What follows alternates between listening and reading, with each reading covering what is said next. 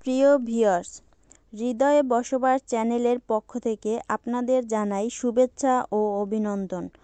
আজ আমি আপনাদের সামনে আলোচনা করব প্লাস্টিক পণ্য ব্যবহারের ক্ষতিকর দিকসমূহ। প্লাস্টিক বা বিভিন্ন পলিকার্বনেট কন্টেইনার তৈরি করতে বিপিএ নামক ক্ষতিকর কেমিক্যাল ব্যবহার করে, যা প্লাস্টিক স্বচ্ছ ও মজবুত করে।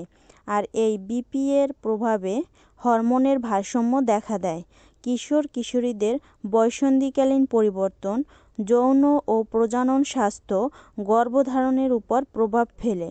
এছাড়া পেটে ব্যথা, শ্বাসকষ্ট, হার্টের সমস্যা, এটি পূর্ণ শিশু জন্মগ্রহণ ও বুদ্ধি বিকাশে সমস্যা দেখা দেয়।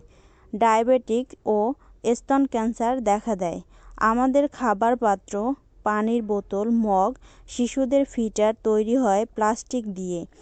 এই পণ্যগুলোর নিচে ত্রিভুজ চিহ্ন নামক নম্বর নির্দেশনা থাকে।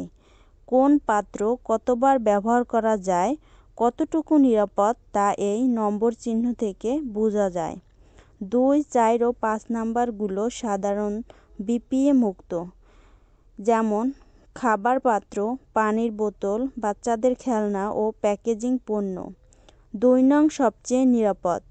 1 নং ও 7 নং সামান্য বিপিএ মুক্ত। 1 নং একবার ব্যবহার করা যায়। 7 নং সাবান ও গরম পানি লাগলে বিপিএ মিশ্রণ ঘটে।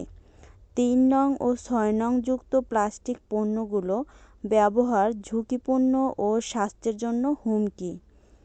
আজ আর নয়, শুরু থেকে শেষ পর্যন্ত আমাদের সাথে থাকার জন্য ধন্যবাদ। ভিডিওটি ভালো লাগলে লাইক, কমেন্ট ও শেয়ার করতে ভুলবেন না।